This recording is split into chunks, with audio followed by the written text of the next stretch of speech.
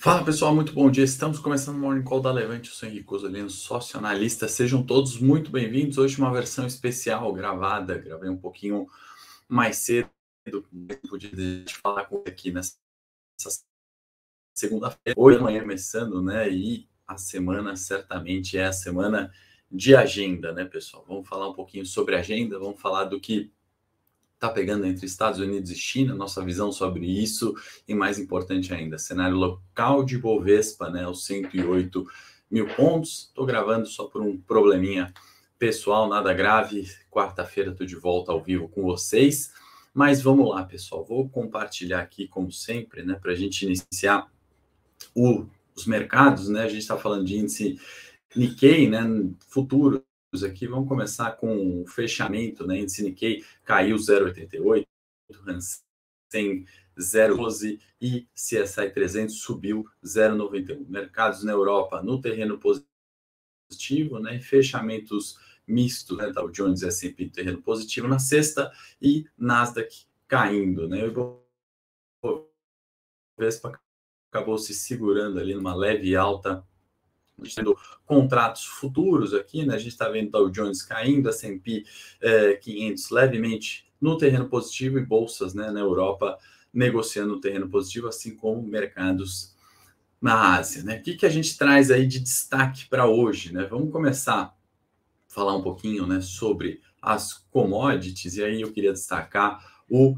petróleo, né? Petróleo que teve ali, né, sua melhor semana desde outubro, petróleo que arrefecia, devolvia ganhos, perdia, né, um pouco daquela tendência forte de alta que a gente viu até junho, na realidade, de 2022, né? E aí a gente vê uma recuperação de petróleo, acho que vale ficar bastante atento nessa semana, petróleo que vem ali, né, num viés de alta, pensando em cortes, né, na produção da Rússia, né? Então, novo estresse ali, alta para o preço do barril minério, né, segue despencando e vale também numa performance à parte, né? Uma semana que é de agenda e tem balanço de Vale na quinta-feira para a gente ficar atento. A gente já vai entrar um pouquinho mais na agenda. Antes, vamos comentar um outro fator importante que influencia diretamente o Bovespa, né? Esse petróleo via Petrobras e dado peso, né, de Petro no nosso índice, e vale destacar, né, acho que o mercado não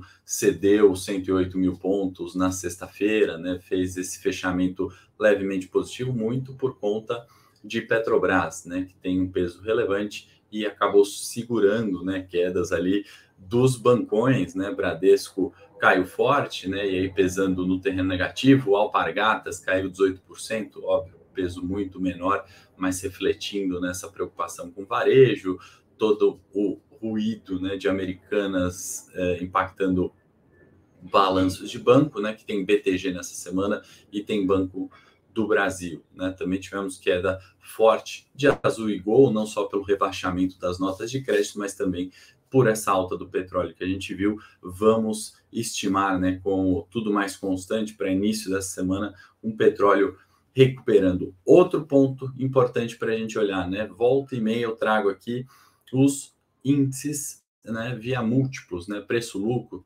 para a gente olhar, e, obviamente, né, MSCI China, né, a gente está falando de uma volta à normalidade nos múltiplos, no múltiplo, né, preço-lucro, se a gente considerar China, né, voltou para a média de todos os tempos, né, na casa dos 11, né, o múltiplo, dividir preço das ações sobre o lucro por ação, estamos falando em 11. Por que eu trago isso, né? Vocês sabem que eu sempre falo aqui que o dinheiro do mundo, né, o bolso de um único ser humano, né, um bolso grande aí de um único ser humano, e ele vai migrar onde tem as melhores relações de risco-retorno. A gente viu um repique muito forte das ações chinesas, né, das bolsas de uma forma geral, né, o Brasil viveu a contramão desses mercados, né, a melhora da situação econômica, né, da expectativa de inflação, de juros, o Brasil foi na contramão. Nesse momento, né, onde a gente fala que esse fluxo de dinheiro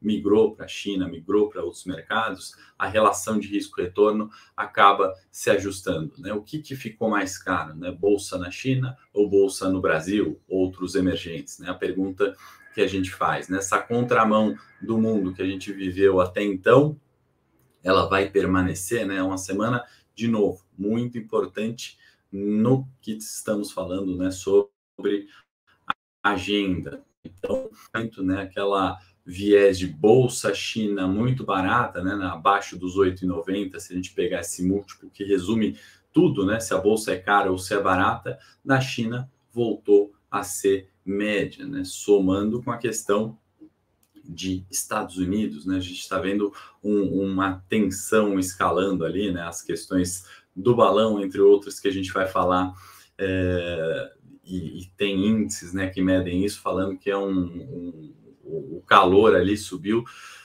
no nível de 1970, né? Eu não sei exatamente como é que medem, né, essa variável, né? Mas já vou dar minha opinião aqui sobre a relevância disso para os mercados, né? E na minha opinião, já sendo bastante objetivo, acho que zero chance de uma guerra começar a acontecer, né? Seria uma terceira guerra mundial, acho pouquíssimo provável, a gente já volta nesse assunto. E vamos lá, né? Outro assunto que está pegando na semana, para a gente colocar em perspectiva, no mundo lá fora, né? Que o balanço do Banco Central japonês, né? Que a gente está fazendo as divisões, né? A linha azul clara aqui, né? O Banco Central japonês, o balanço do Banco Central japonês sobre a produção, né, sobre a economia, né? Estamos falando 120% é o balanço sobre economia, né? Então você tem ali que ninguém tem um balanço tão grande quanto o Banco Central japonês. Se a gente pegar aqui como referência o Fed, né, linha branca em destaque, né, a gente está falando de 40% balanço sobre economia. Por que eu estou trazendo esse tema de novo, né? Porque o Banco Central japonês, né, a política monetária ali, né, do controle curva de juros, né? Eles querem de qualquer forma importar a inflação, isso tem tido resultado, né? Só que a algum custo, né? Quando a gente vai para Banco Central americano e a gente volta a falar, né, da expectativa do mercado, em vez dessa inflação caindo, né? Que se a gente olhar a linha branca, né, a inflação de bens, de fato, ela está caindo, né? Está numa tendência de baixa, né, desde 2022, dos seus picos, né, o Powell voltou a afirmar ali que vê sim os sinais, né, de estágios iniciais de desinflação, o que é positivo para os mercados. Por outro lado, né, a preocupação dos mercados, né, é se de fato isso é sustentável, né? A gente está falando de inflação de bens reduzindo, inflação de serviços continua, né, ascendendo, continua nas máximas, né? Certamente o viés de alta de petróleo desse início de semana, né, traz ainda mais lenha para essa fogueira, e eu acho que vale a gente ter bastante atenção quando a gente faz, né, aquele posicionamento muito certo e direcional, né? A gente tem abordado com muita frequência as questões, né, de inflação nos Estados Unidos, mercados, né, que diversas vezes, né, serem superestimadas quanto ao declínio da inflação. O próprio Powell errou isso, a gente cita muito o Jackson's Hole ali de setembro de 2021, onde ele falou essa inflação é transitória e não necessariamente isso aconteceu, né? Então, se os mercados viveram, né, nessa euforia ou expectativas de que 5% de juros nos Estados Unidos era mais do que bom, né? E a gente tem visto aí os números de inflação, o próprio Powell mostrando que tem, né, esse declínio de... Temos outros comentando, né, sobre o mercado não comemorar de forma antecipada. Então, quando a gente faz uma alocação de investimentos, a gente tem que pensar muito nesses momentos, né? Vocês sabem que eu tenho ali as séries, né, do curto prazo não funciona no canal do YouTube, falando sobre a importância, né? E óbvio que o nome é irônico, do curto prazo não funcionar. Acho que para o Brasil ele funciona muito bem, né?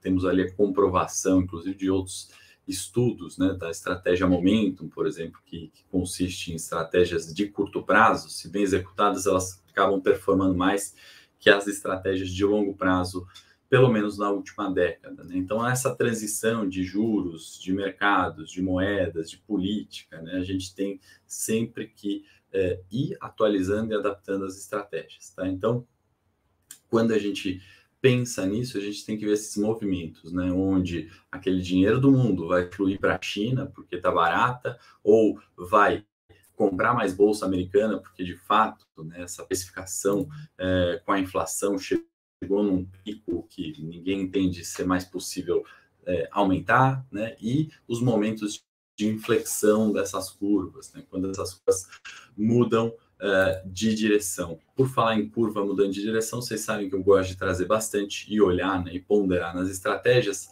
a inversão da curva de juros, né? Quando a gente está falando dos juros nos Estados Unidos de 2 anos paga mais que o de 10 anos, né? A gente fala que essa curva inverteu, não é uma condição normal. E, por incrível que pareça, são 150 dias, né? Um dos prazos mais uma continuidade, né, de dias dessa curva invertida histórica. Então, algo aí indicando que a incerteza ainda é elevada, né? Quando o juros de 2 anos paga mais que o de 10, você está falando que a incerteza do curto prazo é muito maior que a do longo prazo, né? E com incerteza a gente fala de volatilidade, e volatilidade é oportunidade de retorno. Então, a gente tem que olhar essas divergências de mercado, essas discrepâncias com um certo viés, né, de onde encontrar, né, e de como encontrar essas oportunidades. É claro que o risco é elevado e é por isso que é importantíssimo gerenciar, né, seu risco, gerenciar através de stops, por exemplo, né? Outro ponto muito importante de estratégias de curto prazo deve ser, sim, colocado em pauta, né? Qual que é o risco para aquele retorno pretendido? É isso que a relação de um stop e alvo determina, né? Você saber quando você pode ganhar, você saber quando você pode perder, né? Algo que é muito mais claro no curto prazo, né? O dado corrente, né? O dia é muito mais conhecido do que a semana, e a semana é muito mais conhecida do que o próximo ano, certo? Então, só para concluir os gráficos aqui de hoje, né, vale citar também, né, empréstimos em yuan na China, né? Estamos aí falando de janeiro sendo um dos meses mais elevados, né? Desde 2008, se a gente olhar essa comparação aqui e todas as variações de pesquisa, né, a gente está falando do dado corrente do o maior da série histórica, e aí a gente puxa o nosso gancho para falar da tensão geopolítica, talvez, né, entre Estados Unidos e China, desde a derrubada do balão, a alegação ali de quem está certo, quem está errado. Isso tem trazido, acho que, alguma preocupação para os mercados, né? Me lembra bastante a questão de guerra comercial, né, encabeçada ali pelo Trump com China, e no final das contas, né, ficou só um discurso que não veio a vias de fato, né? Acho pouco provável,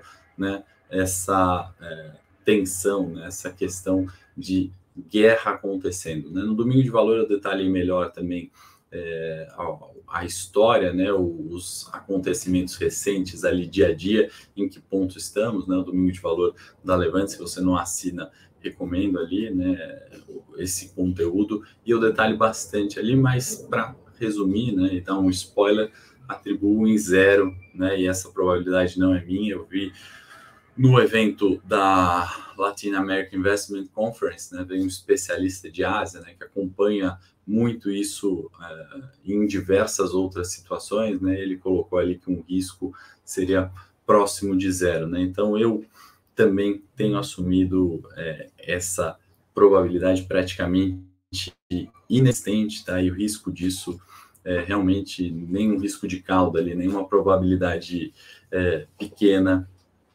de ocorrência, tá? Vamos voltar na agenda aqui, e essa semana a gente está falando então de CPI, né? Inflação de janeiro dos Estados Unidos. Isso vai colocar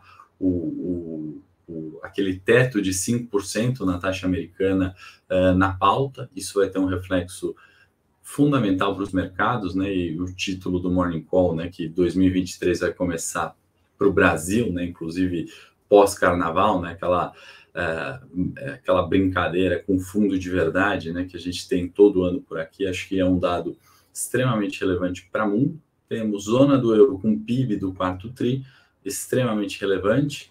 Os cortes na produção russa, né, de petróleo, que eu acho que começam a dar aquele destaque, a volta né, em possíveis voltas de alta para o petróleo, perdão. E no cenário local, a gente tem Conselho Monetário Nacional, né, se reunindo na quinta-feira, né, toda a questão de discussão da meta de inflação, né, se essa meta de inflação de fato vai ser revista para cima, que na minha opinião muito provavelmente será, e se é meio ponto para cima, 0,25, 1 ponto, não importa, o que importa é que se isso for revisto, o Selic também vem para cima. Gringo continua entrando em bolsa, né? Não tivemos saída, né? E quanto mais juro, mais a percepção de risco e a remuneração desse risco, né? Então vamos olhar do ponto de vista de retorno de capital, né? Eu acho que é algo extremamente relevante para a gente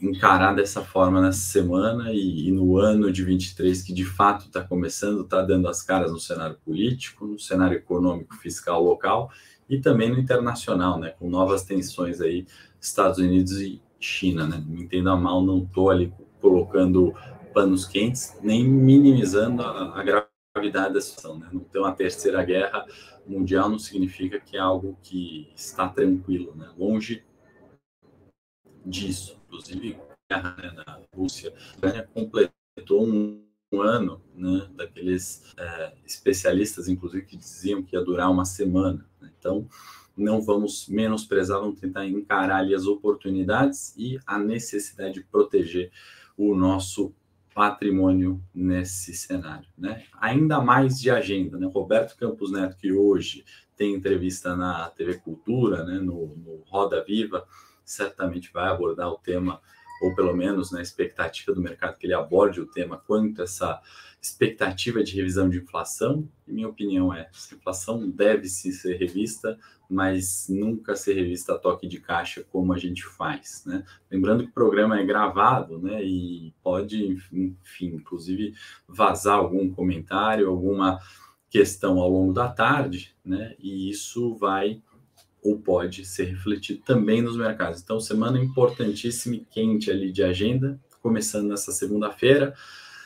E Roberto Campos, né, também vai se encontrar com os presidentes aí de Febraban, né, o Isaac Sidney, vai encontrar com o Bradesco via Lázaro, vai encontrar com o Maluli do Itaú e vai encontrar com o Leão do Santander, né, os presidentes aí dos principais bancos. Então, algo para a gente ficar extremamente ligado, né? Para colocar outras visões aqui, né? Quem conhece o economista Lara Rezende, li um artigo dele no Valor comentando, né, sobre risco fiscal inexistente, né? Então vamos colocar ele nessa ponta aqui otimista, tá tranquilo, não tem problema de risco fiscal, dívida PIB, né, baixa no Brasil, 75%. Então, nesse sentido, em seu artigo no Valor, Lara Rezende está tranquilo ali, está otimista com a questão de risco fiscal, né? Do outro lado, né, se a gente citar outro economista, trazer outras opiniões aqui, né, diferente da minha e opiniões contrárias entre si também, o Bresser Pereira acaba criticando muito nessa questão de revisão de inflação, a preocupação com o fiscal, né, e encabeçam aí assinaturas, acho que tem 2.000, se não me engano, economistas ou pessoas relativamente importantes, né, nessa questão, criticando aí o comportamento e as decisões, né, que podem vir daí do Banco Central, tá, pessoal? Eu quero também compartilhar, aproveitar que hoje a gente está no Morning Call especial, né, eu vou fazer aqui a parte do Morning Técnico, né, a hora que a gente olha Ibovespa no ano, né, a gente está vendo ali 108 mil pontos, que é aquele ponto de suporte conhecido, né, relação de risco-retorno de um Ibovespa, né, nos 108 mil pontos é muito melhor do que no 114.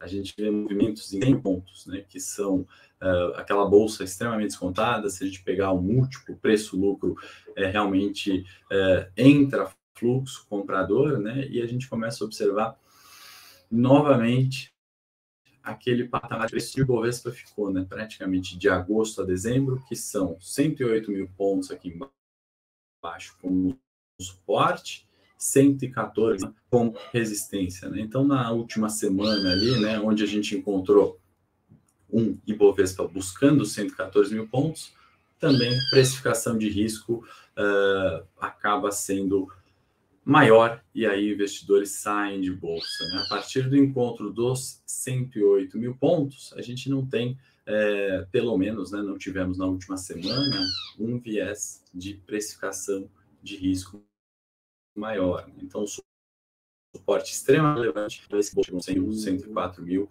o fluxo forte comprador veio muito forte, né? Então, 108 mil pontos, né, que é a média de 200 praticamente do Ibovespa, né, traz ali a retorno de 1 para 1, né? A probabilidade de 114 mil pontos e 100 mil pontos, né, ou 104 mil pontos talvez, né, é uma relação de 1 para 1 quando a gente está falando de análise técnica. Tá? Vou comentar aqui sobre Petrobras e Itaú, né? Petro, por toda a questão do petróleo, né, e por ter, com sua alta, né, na última semana, segurado, né, as quedas maiores de bolsa, né, então o viés positivo para o petróleo ajuda, né, a gente imaginar bolsa 108 mil pontos no suporte, testando essa resistência dos R$27, né, acima disso, Petro fica com caminho livre para os R$30, depois consolidação com volatilidade, né? Petro hora está 20,